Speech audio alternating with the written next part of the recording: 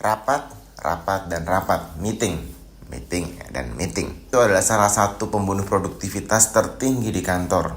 Manager and meetings. Meeting itu bisa jadi sangat-sangat tidak efektif dan sangat-sangat tidak produktif, sangat-sangat menguras energi banyak orang di kantor. Bayangkan meeting dengan 20 orang misalnya selama 3 jam. Itu bukan 3 jam, tapi 20 orang kali 3 jam. Artinya 60 jam terbuang. Kebayang gak gaji per jam orang berapa? Kehilangan waktu potensial yang sebenarnya bisa digunakan untuk mengerjakan yang lain, dan seterusnya. Belum lagi kalau meetingnya meeting evaluasi, dimana kerjanya cuma nyalahin orang, nyari siapa yang salah, kemudian kayak evaluasi lagi.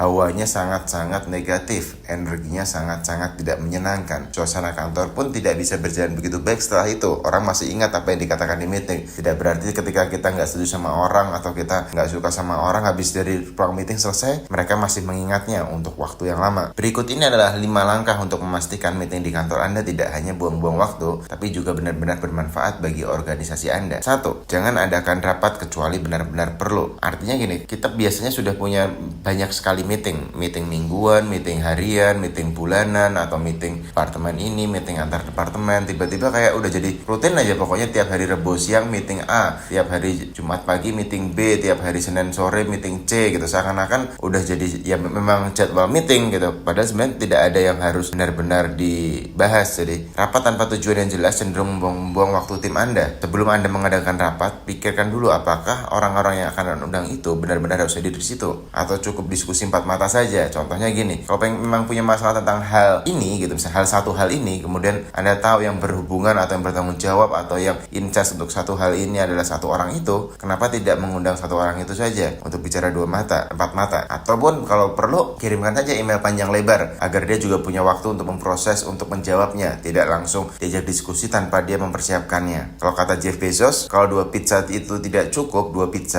cukup untuk dimakan oleh orang yang ikut rapat, maka peserta rapat itu terlalu banyak. Cara sederhananya adalah hilangkan rapat yang pernah ada sekarang. Semuanya hilangkan, bubarkan. Kemudian Anda akan mengingat lagi mana rapat yang benar-benar perlu, mana yang Anda kehilangan momen penting di kantor kalau rapat itu tidak diadakan. Sisanya yang Anda tidak benar-benar memerlukannya tidak perlu Anda adakan kembali. Berikutnya, Anda perlu mengirimkan undangan rapat ini beberapa hari sebelumnya, beserta agenda rapat dan juga materi pembahasan dan juga yang diharapkan oleh orang yang datang dalam rapat tersebut. Artinya, jika ada rapat misalnya menentukan apakah kita mau launching produk baru dengan harga berapa. Nah, ketika kita mengundang orang misalnya dari bagian R&D, mungkin kita harapkan untuk melakukan yang namanya riset harga yang baik untuk produk ini berapa. Riset ke kompetitor, ke pasar, ke customer, dan seterusnya. Dan yang lebih menarik lagi, hasil riset sebaiknya, bahkan kalau saya bisa bilang seharusnya dikirimkan sebelum rapat dimulai kepada seluruh peserta rapat. Jadi seluruh peserta rapat sudah membaca hasil risetnya atau yang mau dipresentasikannya. Ketika rapat benar-benar semua orang sudah ada di kepalanya mau berbicara apa, mau mengomentari apa, atau memberikan pendapat apa. Tapi jika misalnya kita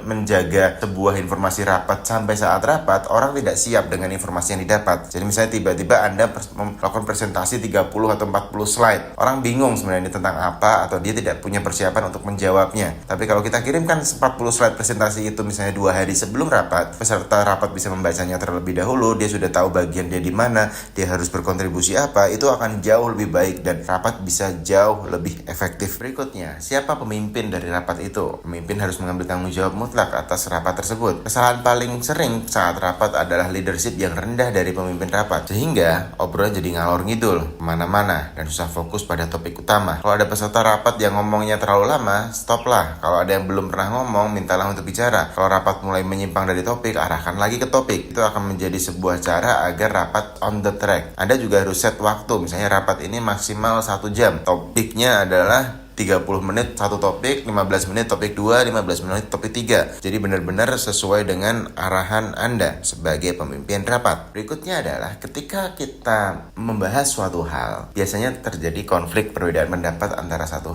orang dengan orang lainnya. Contoh misalnya liburan ke Bali misalnya, liburan atau tidak. Jadi seakan-akan untungnya ke liburan ini, enggak, itu rugi, kita buang uang dan seterusnya. Jadi seakan-akan debat terus terjadi saat rapat. Misalnya contoh sederhana, atau misalnya karyawan orang ini dikeluarkan atau tidak, dan seterusnya. Nah, cara tersederhana untuk menghindari konflik yang tidak perlu ini adalah ketika kita mengajukan suatu ide, kita buat set suasana rapat menjadi satu paket, satu suara. Contoh seperti ini. Misalnya idenya adalah kita mau liburan ke Bali. Kita tanya ke semua orang dulu, apa manfaat liburan ke Bali? Semua menyampaikan manfaatnya gini, manfaatnya gini, manfaatnya gini. Jadi di momen yang sama semua orang menyampaikan manfaat liburan ke Bali. Kemudian ketika misalnya sudah, kita ganti. Sekarang semua silahkan sampaikan resiko atau ruginya, atau kayak bahayanya, ataupun kayak masalahnya kalau kita liburan ke Bali di waktu yang sama. Sehingga semua orang menyampaikan juga problemnya, masalahnya, atau kekurangannya. Artinya apa? Perdebatan itu untuk ide, bukan siapa lawan siapa, tapi tentang ide. Dan semua orang satu suara ketika menyampaikan kelebihan, dan satu suara ketika menyampaikan kekurangan. Sehingga ketika diambil keputusan, ini tidak berbicara tentang ide dari siapa, tapi sudah semua orang menyampaikan pendapatnya, dan saat diambil keputusan semua akan lebih senang dengan keputusan tersebut. Dan masih ada beberapa tips lainnya untuk cara memimpin rapat yang benar. Nanti kita akan bahas di video berikutnya. Terima kasih.